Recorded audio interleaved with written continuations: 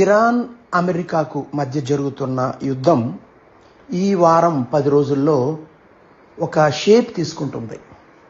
2 రకాల పాసిబిలిటీస్ అండి. ఒకటి ఒప్పందం, 2 యుద్ధం. ఒప్పందం ఎలా ఉండొచ్చు? యుఎస్కి అనుకూలంగా చాలా మటుకు ఇరాను ఏదో కొద్దిగా వాళ్ళని సాటిస్ఫై చేసినా, కొన్ని విషయాల్లో కొంత కన్సెషన్స్ ఇచ్చినా ఇరాను సరెండర్ కావడం యుఎస్కి అనుకూలంగా, లేదా ఉల్టా ఇరాన్కి అనుకూలంగా డిప్లొమాటిక్గా యుఎస్ని బయటపడేసినట్టు కనిపించిన చాలా మటుకు యుఎస్కి ప్రతికూలంగా. అంటే ఒప్పందం 2 రకాలు. ఒకటి అమెరికాకు అనుకూలం, 2 ఇరాన్కి అనుకూలం. రెండో అవకాశం ఇందాక చెప్పాను, ఒప్పందం లేదా యుద్ధం అన్నాను. యుద్ధం అఫ్కోర్స్ వారం 10 రోజుల్లో ముగిసిపోతుందని చెప్పట్లేదు, కానీ ఇది కూడా ఒక షేప్ తీసుకుంటుంది. ఎందుకంటే ఒకప్పట్లా కాదు, ఇప్పుడు విమానాలు చాలా టెక్నాలజీ వచ్చినాయి కనుక వారం 10 రోజుల్లోనే మనకు ఒక క్లారిటీ వచ్చేస్తుంది. ఏంటది? ఒకటి, యుద్ధ పరిణామాలు అమెరికాకు అనుకూలం, ఇరాన్కి ప్రతికూలం. ఒకటోది. రెండోది, ఇరాన్కి అనుకూలం, లేదా అనుకూలం అంటే వాళ్ళు గెలుస్తారని కాదు, కానీ అమెరికాను బాగా దెబ్బతీయగలుగుతారు.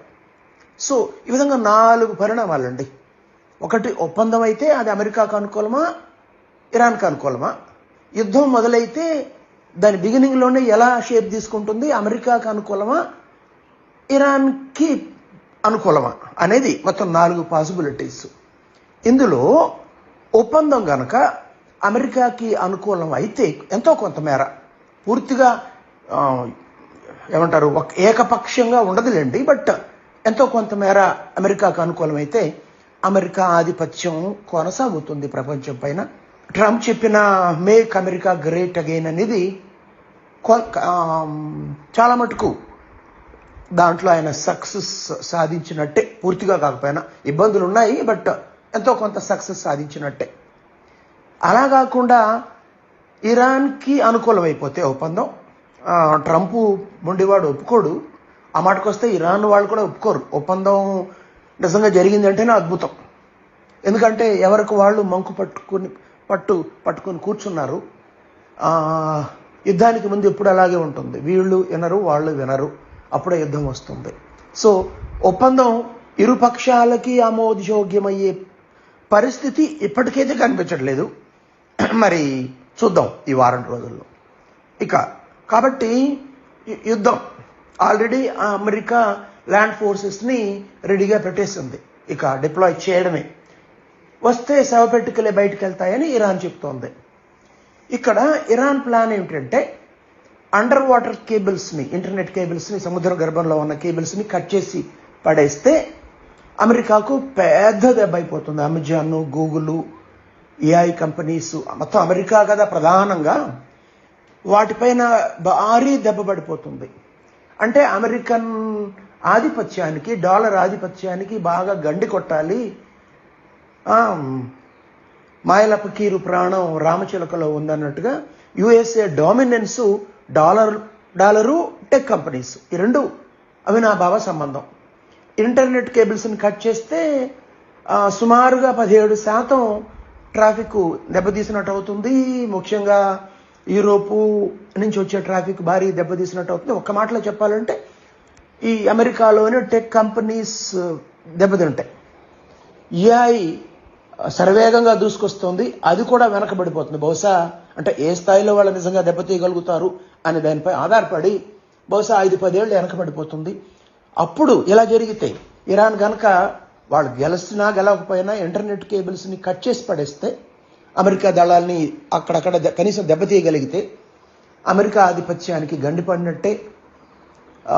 ఒక విధంగా అలా జరిగితే 3వ ప్రపంచ యుద్ధం మొదలైపోయినట్టే. ఇంకా అలా కాకుండా చాలా వేగంగా అమెరికా కంట్రోల్ తీసుకుని ఇరాను వాళ్ళకి మద్దతుగా ఉన్న హైతీ వాళ్ళు ఈ ఇంటర్నెట్ కేబుల్స్ కట్ చేయకుండా కాపాడేసుకుని ఆర్ముజ్ జలసంధి, దాన్ని ట్రంప్ జలసంధి అని ఆయన పేరు పెట్టేసుకున్నాడు ఆల్రెడీ. నిజంగానే దాన్ని సొంతం చేసుకుని ఈ ఆయిల్ ఎక్స్పోర్ట్ని ఆపకుండా చూసుకుంటూ కేబుల్స్ని కాపాడుకోగలిగితే లోపల గెరిల్లా యుద్ధం లాంటిది, ఇంకో యుద్ధం లాంటిది, దాంట్లో యుఎస్ సైనికులు మరణించడం, ఇరాన్ సైనికులు మరణించడం లాంటిది కొంతకాలం కొనసాగిన వీటిని గనక ప్రివెంట్ చేయగలిగితే అప్పుడు అమెరికా పై చేయి అవుతుంది. అమెరికా పై చేయి అయితే ఒప్పందం ద్వారా కావచ్చు, లేదా యుద్ధం ద్వారా కావచ్చు, అమెరికాది కనుక ట్రంప్ది కనుక పై చేయి అయితే డాలరు బలపడుతుంది, బంగారం ధరలు కొంచెం తగ్గుతాయి, ఆ తర్వాత చాలా నెమ్మదిగానే పెరుగుతాయి.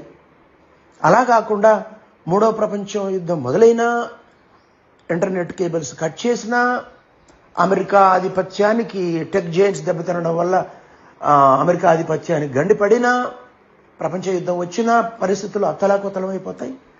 ఇంత అనిశ్చితిలో బంగారు ధరలు పెరుగుతాయి. ఇంకా అది ఏ స్థాయిలో వెళుతుంది, ఎన్ని దేశాలు పాల్గొంటాయి, చైనా, రష్యా మెల్లగా ఇరాన్ వెంట వాళ్ళకి అండయిస్తున్నట్టుగా అర్థమవుతుంది అమెరికాని దెబ్బతీయాలని. ఇది అక్కడితో ఆగుతుందా? ఇంకా అనేక ఫ్రంట్స్లో రెండో ప్రపంచ యుద్ధం కూడా అలాగే ఒక్క రోజులు మొదలు కాలేదు. ఈ ఫ్రంట్ ఆ ఫ్రంట్ ఆ ఫ్రంట్ ఈ ఫ్రంట్ అని అందరి మధ్య ఉన్న వైషమ్యాలు బయటపడిపోయినాయి. అలా ఎంతకాలం కొనసాగుతుంది? అలా జరగకూడదు చెబుతుంటే నాకే భయం వేస్తుంది. మిమ్మల్ని భయపడడానికి కరోనా టైంలో ఏం కాదు అని చెప్పిన వాడిని నేను. భయపెట్టడం నా లక్ష్యం ఉద్దేశం కాదు. జరిగే అవకాశం ఉంది, అలా జరగకూడదని కోరుకుందాం. అఫ్కోర్స్ మన చేతిలో ఏమీ లేదనుకోండి. ఇప్పటికిప్పుడు మనం ఏం చేయాలంటే ఇప్పటికిప్పుడు కొత్తగా చేయాల్సింది ఏమీ లేదు. ఇది వరకే బంగారం చేతిలో పెట్టుకోమన్నాను, పొదుపు చేసుకోమన్నాను. నిజంగా అలాంటి పరిస్థితులు వస్తే ఎంత స్థాయిలో భారతదేశం పైన ప్రభావం పడుతుంది? ఆయిల్ ఇరాను ఆ జలసంధి వాళ్ళది పై చేయి జలసంధి మూసేసినా మన దేశానికి మినహాయింపు ఇస్తే మనకి ఆయిల్ రాగలిగితే అది చాలా రిలీఫ్. అలా కాకుండా అక్కడి నుంచి పూర్తిగా బంద్ అయితే ఎంత మేర మన ఆర్థిక వ్యవస్థను దెబ్బతీస్తుంది. ఇలా చాలా చాలా చాలా ఉన్నాయండి. ఒక రోజులో ఏదో చిలక జ్యోతిష్యం చెప్పినట్టు చెప్పడం కుదరదు. నమస్కారం.